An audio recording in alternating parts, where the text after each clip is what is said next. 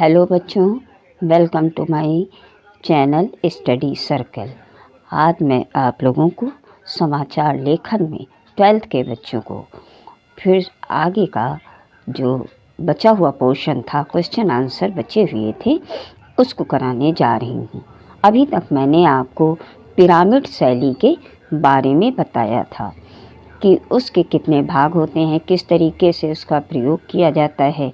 ये सब question answer मैंने आपको समझाए थे और करवाया था। अब मैं उसके आगे के क्वेश्चन को लेकर आपको जानकारी दूंगी।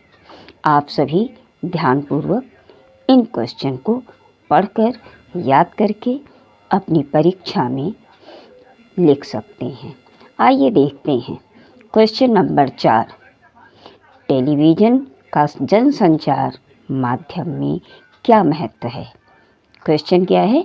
टेलीविज़न का जनसंचार माध्यम में क्या महत्व है?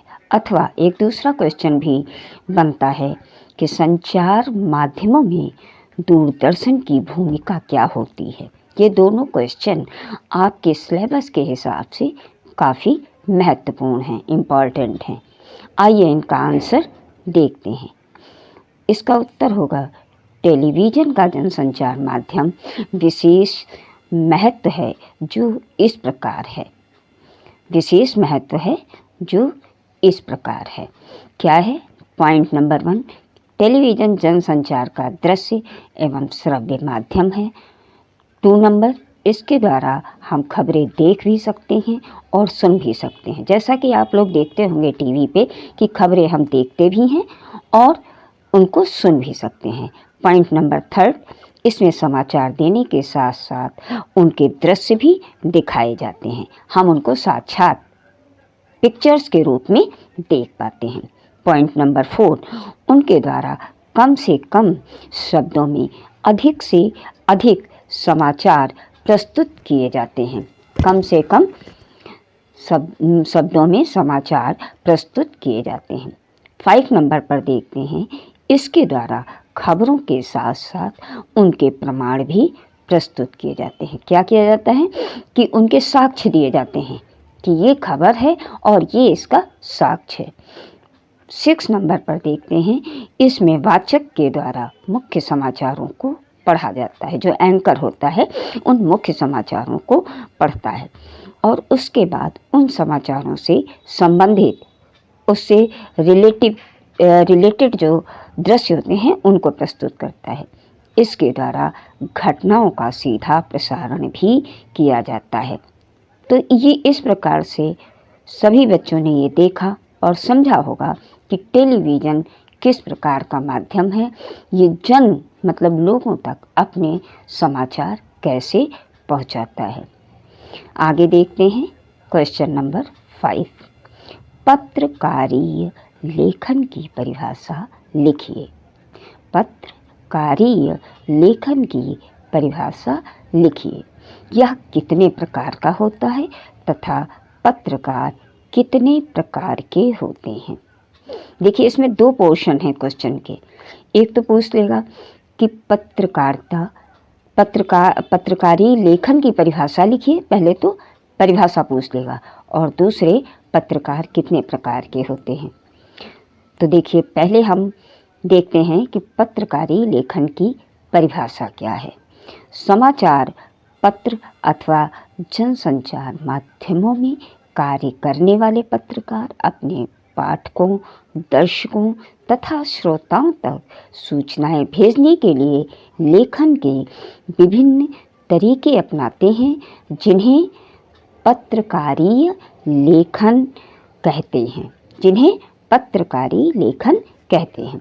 अब पत्रकारी लेखन के प्रकार, पत्रकारी लेखन के प्रकार कितने हैं? मुख्यतः ये 3 प्रकार के हैं।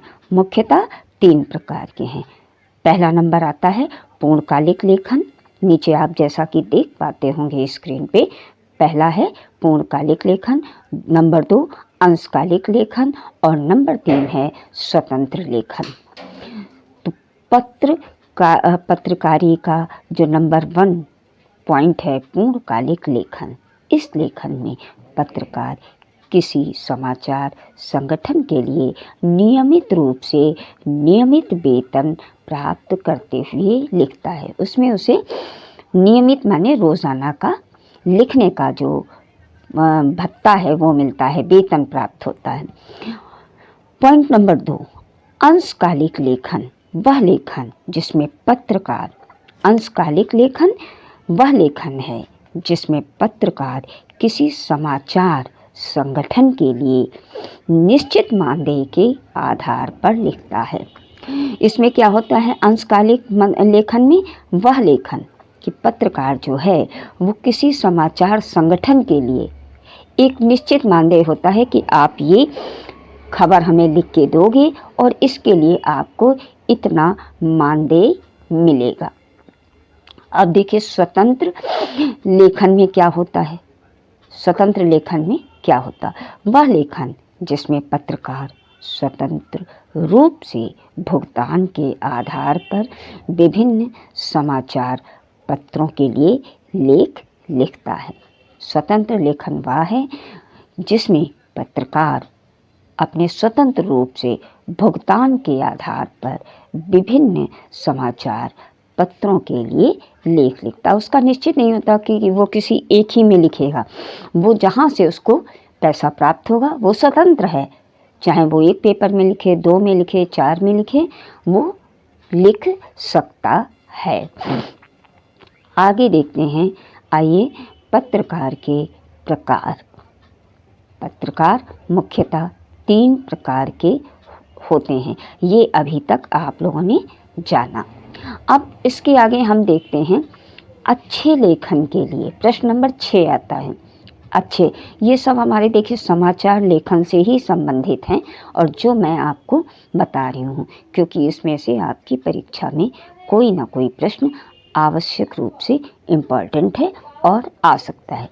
अब इसको देखिए, अच्छे लेखन के लिए ध्यान में रखी जाने वाली महत्वपूर्ण बातों को स्पष्ट कीजिए। अच्छे लेखन के लिए ध्यान में रखी जाने वाली महत्वपूर्ण बातों को स्पष्ट कीजिए। अच्छे लेखन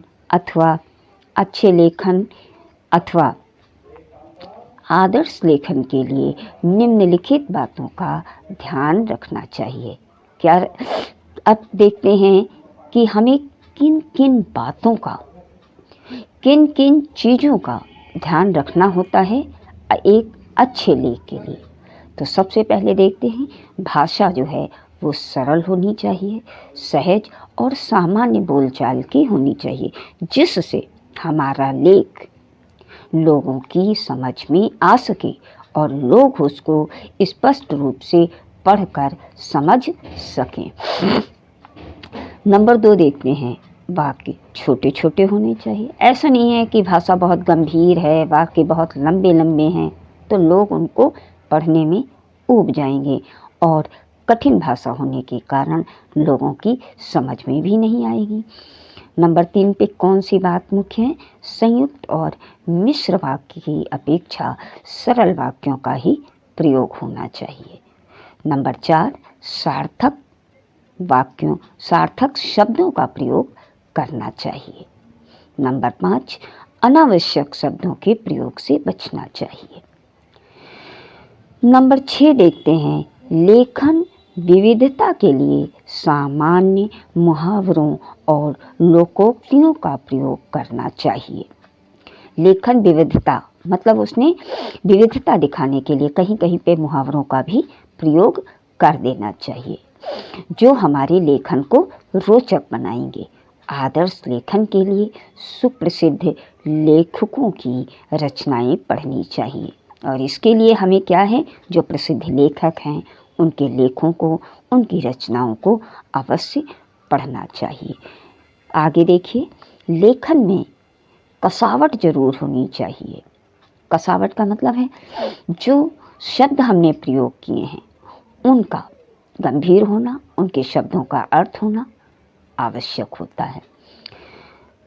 नंबर 9 देखते हैं, दूसरों को प्रभावित करने की अपेक्षा अपनी भावनाओं, विचारों तथा तथ्यों को प्रकट करना ही उद्देश्य होना चाहिए।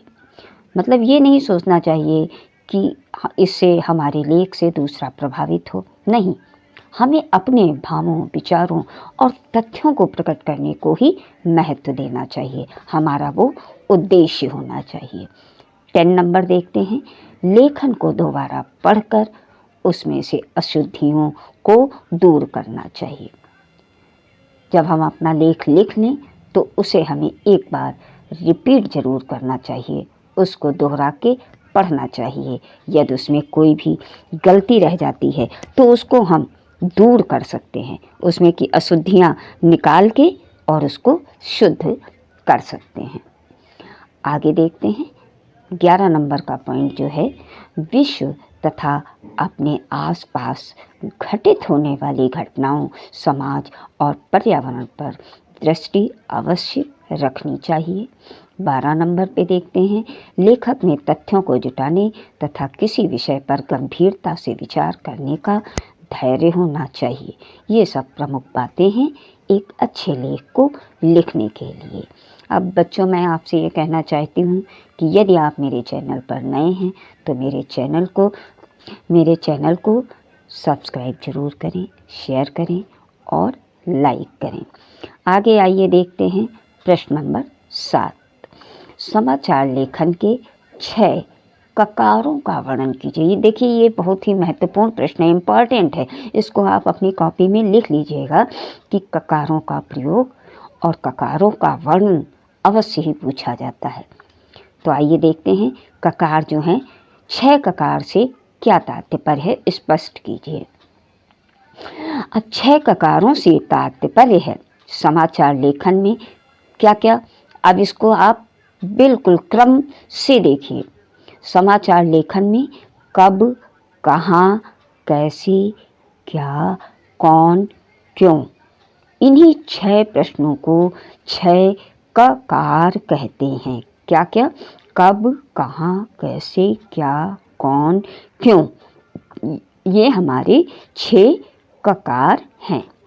इन्हीं ककारों के आधार पर किसी घटना, समस्या तथा विचार आदि से संबंधित खबर लिखी जाती है। इन्हीं से संबंधित जो विचार या समस्या हैं, उन्हीं पे खबर लिखी जाती है। ये ककार ही समाचार लेखन का मूल आधार होते हैं। ये 6 ककार जो हमने बताए, ये ही समाचार लेखन का मूल आधार होते हैं। इसीलिए समाचार लेखन में इनका बहुत महत्व है। 6 ककारों को हम इस प्रकार स्पष्ट कर सकते हैं। आइए देखते हैं कि इनको कैसे स्पष्ट किया जा सकता है। कब, पहला देखते हैं, यह समाचार लेखन का आधार होता है। इस ककार के माध्यम से किसी घटना तथा समस्या के समय का बोध होता है। जब हम कब का प्रयोग करते हैं तो इससे क्या होता है, समय का बोध होता है। जैसे बस दुर्घटना हुई, बस दुर्घटना सुबह 8 बजे हुई। नंबर 2 देखते हैं, कहाँ। अब क्या प्रयोग करेंगे, कहाँ। इस ककार को आधार बनाकर समाचार लिखा जाता है। इसको क्या बनाया जाता है, आधार बनाकर समाचार लिखा जाता है। इसके माध्यम से किसी घटना और समस्या के स्थान का चित्रण किया जाता है। किसी घटना और समाचार के स्थान का क्या किया जाता है, घटना का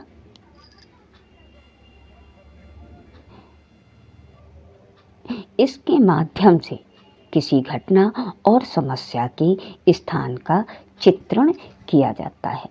जैसे बस दुर्घटना कहाँ हुई, बस दुर्घटना करनाल में हुई। अब अगला पॉइंट देखते हैं, कैसे।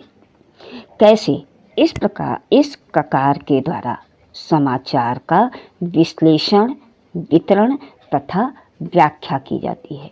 क्या किया जाता है, समाचार का विश्लेषण, वितरण तथा व्याख्या की जाती है।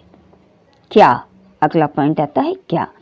यह ककार भी समाचार लेखन का आधार माना जाता है। इसके द्वारा समाचार की रूपरेखा तैयार की जाती है। तो बच्चों आप ये देख रहे होंगे कि हर एक पॉइंट का अपना अलग अलग महत्व है और उसके द्वारा क्या क्या वाक्य में प्रयोग किया जाता है। रूपरेखा तैयार की जाती है। फिर आता है क्यों। क्यों इस ककार के द्वारा समाचार के विवरणात्मक, व्याख्यात्मक तथा विश्लेषणात्मक पहलुओं पर प्रकाश डाला जाता है। कौन इस ककार को आधार बनाकर समाचार लिखा जाता है। अब आप समझ गए होंगे कि ये हमारे जो 6 प्रकार के ककार थे, इनको आधार बनाकर किस प्रकार से समाचार को लिखा जाता है।